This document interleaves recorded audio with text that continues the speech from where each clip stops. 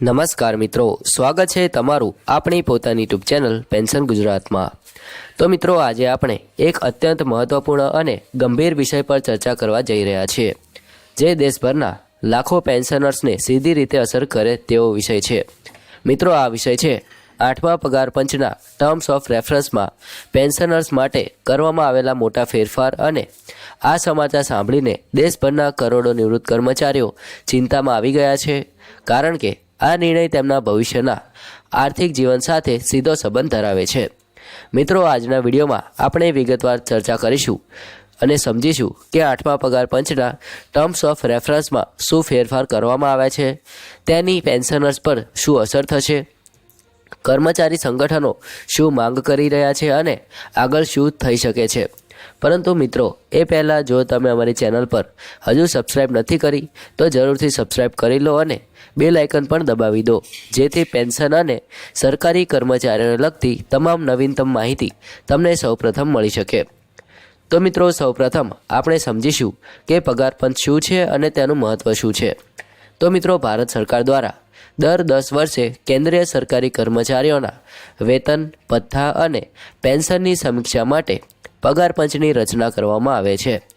આ કમિશન તમામ કર્મચારીઓના વેતન માળખાની તપાસ કરે છે અને જરૂરી સુધારાઓની ભલામણ કરે છે।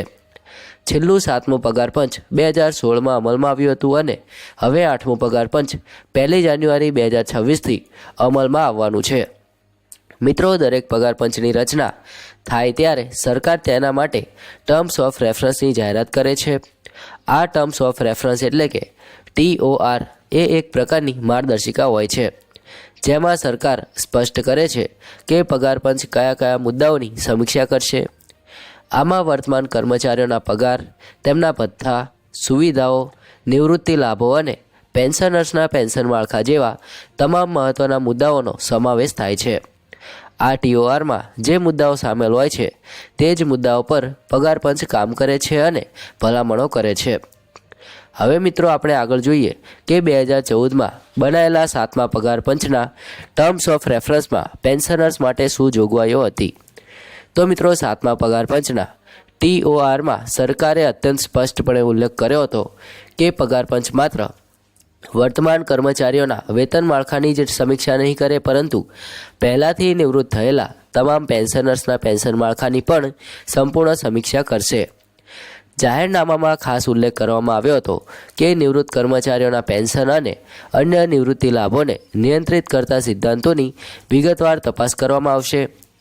પેન્શનર્સને આપવામાં આવતા તમામ લાભો, તેમના પેન્શનના દરો અને અન્ય નિવૃત્તિ સુવિધાઓની સંપૂર્ણ સમીક્ષા કરીને જરૂરી સુધારાઓની ભલામણો અપાશે। આ જોગવાઈને કારણે 7મા પગાર પંચ દરમિયાન તમામ પેન્શનર્સને સમાન હક અને અધિકાર મળ્યા હતા।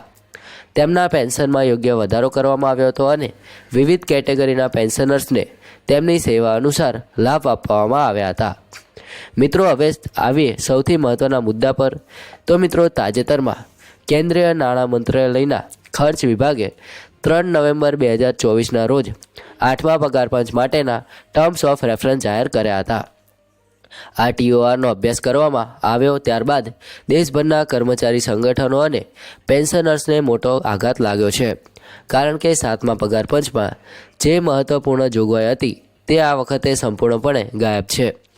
મિત્રો, 8મા પગાર પંચના TORમાં પેન્શન અને નિવૃત્તિ લાભોની સમીક્ષા અંગેનો એક પણ શબ્દ જોવા મળ્યો નથી।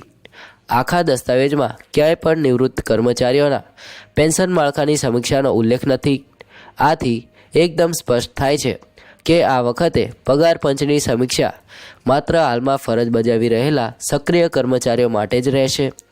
પહેલાંથી નિવૃત્ત થયેલા લાખો પેન્શનર્સની પેન્શનની સમીક્ષા આ પગાર પંચમાં થવાની દેખાતી નથી।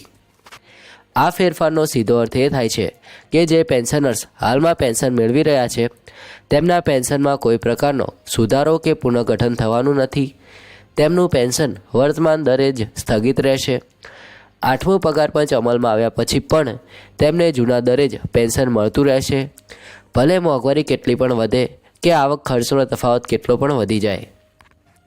મિત્રો, હવે એક નજર રાખીએ કે આ નિર્ણયથી કેટલા પેન્શનર્સ પ્રભાવિત થશે।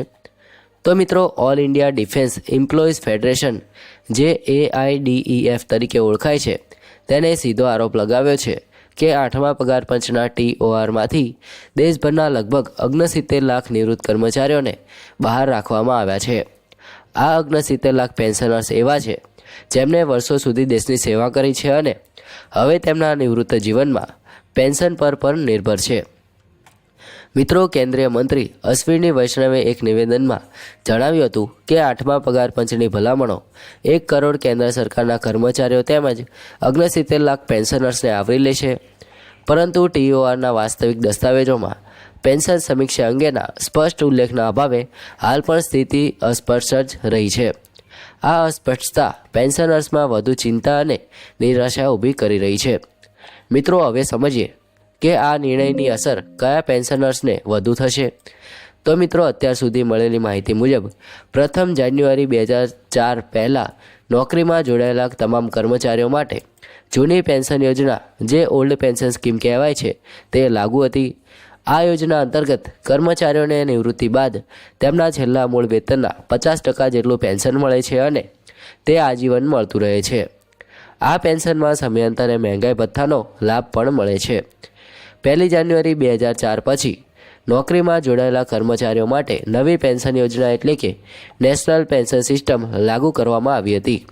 આ યોજના અંતર્ગત કર્મચારીના વેતનમાંથી નિયમિત રકમ કપાત કરીને પેન્શન ફંડમાં જમા કરવામાં આવે છે અને તે રકમ શેરબજારમાં રોકાણ થાય છે.